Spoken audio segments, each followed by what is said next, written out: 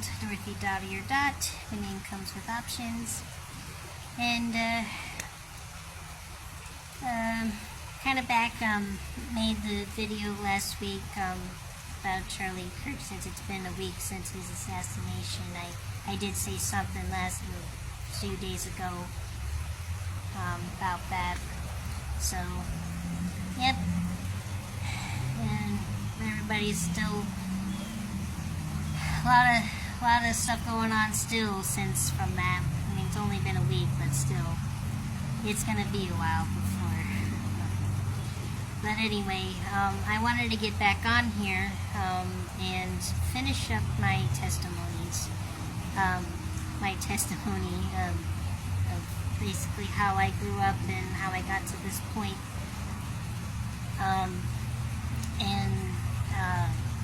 So trying to remember where I left off, but I believe it was around, I'm just going to jump into the part where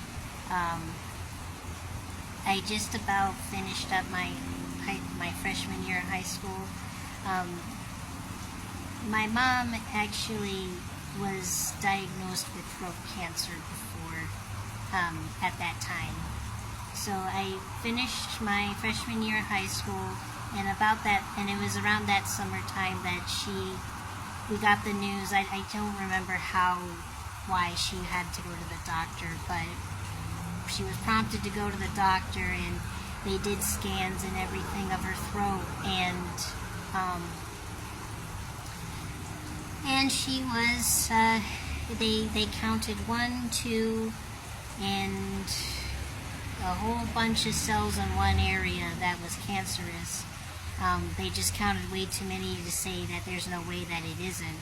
So they found a bunch of cancerous cells in her throat, and that was a scary summer. I ended up going to camp that week, that summer, and on the day of me supposed to be going to camp that summer, my step-parent, can't remember why it got to this point, but, she was giving me a hard time, and I remember she said, your mother is dying, right? I think I was kind of in a hurry just to get to camp or something. I was trying to get her to take me, and then she said that. We just got the news about her getting that diagnosis, and all I could think about was getting to camp. Maybe I was a little selfish in that moment, but at the same time, I just didn't want to be at the house around her. That's why I was looking so forward to going. But she said that, and reluctantly took me so quickly to the camp that I was actually the first one there that year, like an hour before the camp technically was ready for people to even actually come. But while I was there at camp that week, I told my cabin mates, my cabin counselor, about my mom, that she had been just diagnosed with those cancer cells in her throat, and it was really hard. I did not have a good week that week, because I was, really, I was thinking about my mom the whole time, and thinking, man, I feel bad for, wanting to be here, away from home so much, but I wanted to be away from my stepmom. I didn't want to be away from my mom, I wanted to be away from my stepmom, I didn't know what to do. But me and my friends, we prayed for my mom. We prayed for her healing, and when I got back from camp, though, I got back, and when my mom had gone back to the doctor for more testing, she went back, and this was after I came back from camp, and my friends and I were praying for her. But she went back, and they were completely gone. All the cancer cells, what the doctors were scanning, and all that they had found before, they said, huh, where'd they go? They were there before. Where'd they go now? They were all completely gone. So those of you who've been following along to my homeless caregiver story from, last year when we were living out of our car, if you're following along to that story of how mom got hit by the car and I had to pray for her life, literally. I realized this the other day, thinking about it, that wasn't the first time I had to beg for her life, basically.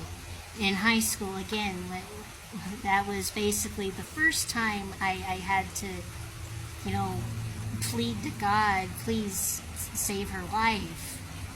And he did. He got rid of all those cancerous cells that they had found the first time in her throat. They were completely gone the second time they looked. Completely gone, and there was a lot there. So that was, and it was great because the next year when I went back to camp, I told my friends were there again, my same friends, and they all I told them how she got better. She wasn't sick anymore, and that was really I was so grateful when she healed. And my friends were rejoicing with me too. They were glad that, the Lord answered our prayers, because we were praying fervently for her. But, yeah. So, and then next year, when I was becoming a junior in high school, it's beginning of my junior year, started school, and I'm in my room practicing my guitar. I used to practice every day for an hour, and one day I'm practicing, and all of a sudden my mom comes in the room and she tells me, hey, so she and my step-parent at the time, she and them had an argument, and they always had arguments, and most of the time it was always about me or about money. 95% of the time it was about me, and 5% of the time it was about money.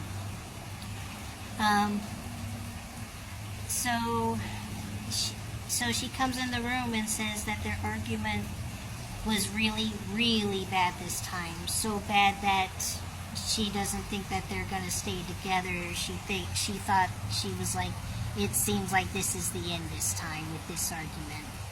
So when she came in the room and told me that, I didn't know what to think, honestly. I really didn't know what to think. In a way, I was like, they're gonna split up. I didn't know what to think, because where we were living in a tiny rural farm town in Illinois that we weren't from here in Florida.